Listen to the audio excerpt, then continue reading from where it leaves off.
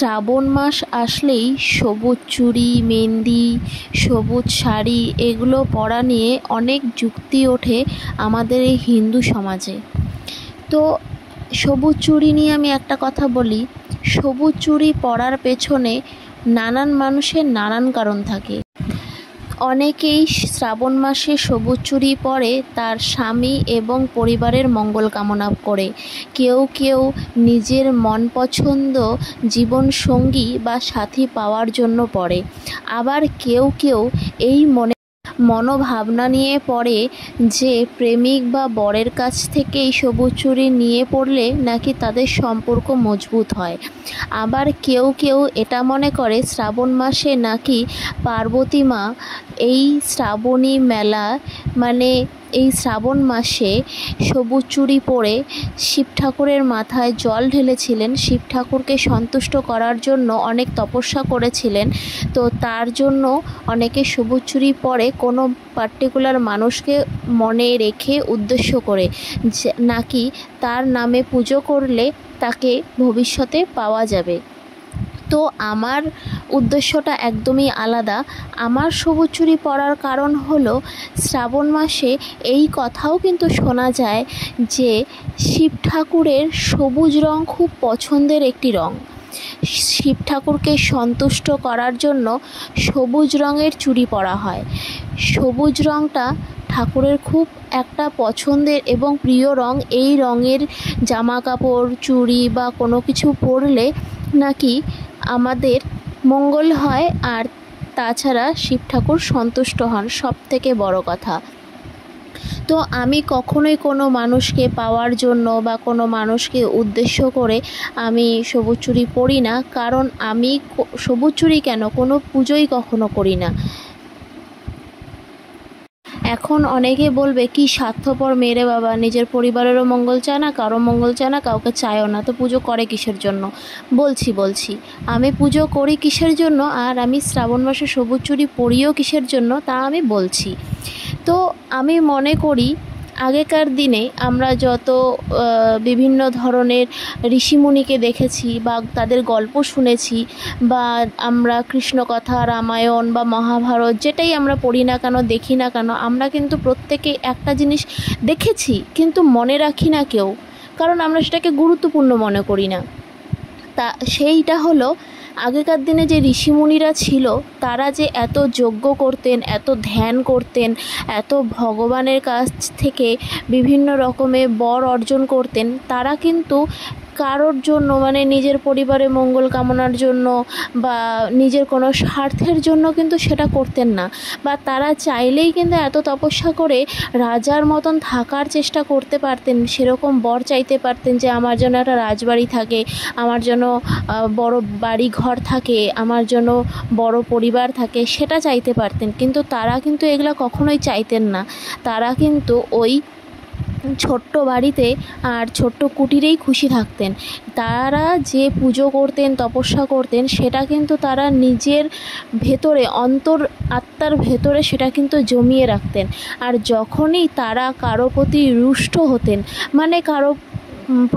কারো কোনো আচরণ দেখে খুব মনে আঘাত পেতেন বা ব্যবহার তাদের খারাপ লাগতো, তখন কিন্তু তারা সেই যে বর পেয়েছিলেন বা সেই যে পুজো বা ধ্যান অর্চনা করেছিলেন, সেই যে জমা রেখেছেন ভেতরে, নিজের পূজার প্রার্থনার যে ফলকে ভেতরে জমা রেখেছেন, সেই পূজাকে নিজের ভেতরে জমা রেখেছেন, সেই ভক্তিকে নিজের ভেতরে জমা রেখেছেন, সেই ভক্তির, সেই শক্তির দ্বারাই কিন্তু সেই সামনের মানুষকে যা বলতেন সেটাই লেগে যেত।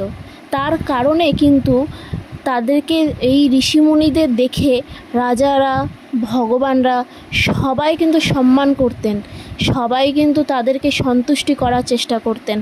আমাদের মধ্যে কিন্তু এখনও এই কথা আছে যে ব্রাহ্মণকে সন্তুষ্ট করা কিন্তু খুব কঠিন কাজ, ব্রাহ্মণকে সন্তুষ্ট করা কিন্তু খুব সহজে যায় না।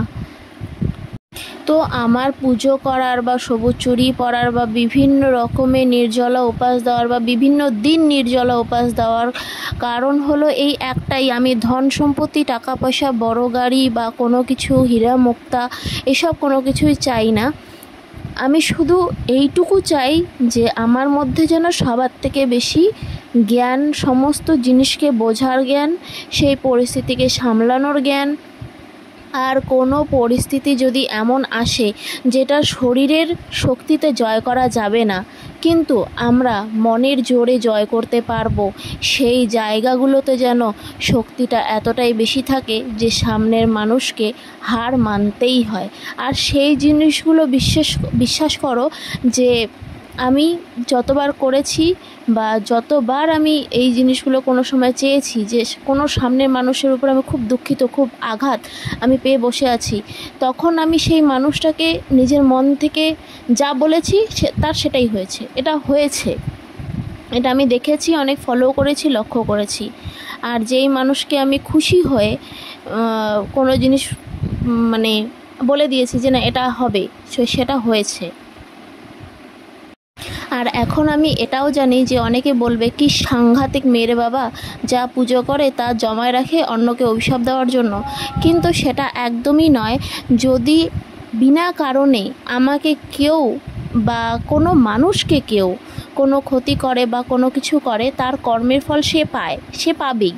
কিন্তু সে সামনের মানুষটা কোনো ক্ষতি করেনি, কোনো ক্ষতি করার উদ্দেশ্যে কোনো কিছু বলেনি, কোনো আঘাত করার উদ্দেশ্যে কোনো কিছু বলেইনি, তখন কিন্তু মানুষ যতই তপস্যা করুক বা যতই পূজা অর্চনা করুক না কেন, তার মুখের কথা সেই মানুষটার গায়ে কখনোই লাগবে না। কেন লাগবে না? কারণ সামনের মানুষটা তো কোনো ক্ষতি করেইনি, তো তার গায়ে লাগবে কোথার থেকে? তো এটা হলো কোনো ভয় পাওয়ার কারণ নেই। আমি বলবো প্রত্যেক মানুষেরই উদ্দেশ্যে নিজের পূজা প্রার্থনা যেটাই করো না কেন, তা কিন্তু ভগবানের কাছে এটা ওটা চেয়ে সেটাকে নষ্ট করো না। সেটাকে নিজের মনের শক্তি হিসেবে নিজের অন্তরে জমিয়ে রাখো।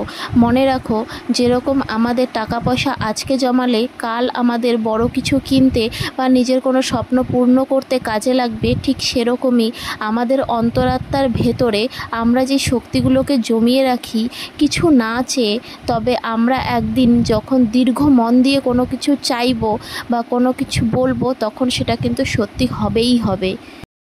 বিশ্বাস না হলে নিজেরা একবার পরীক্ষা করে দেখে নিতেই পারো।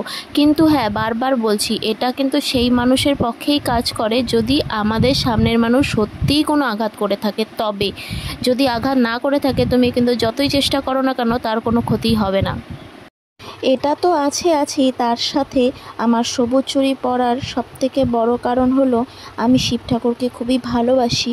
আর শিব ঠাকুরের পুজো করতে আমি ছোটোবেলার থেকেই ভালোবাসি।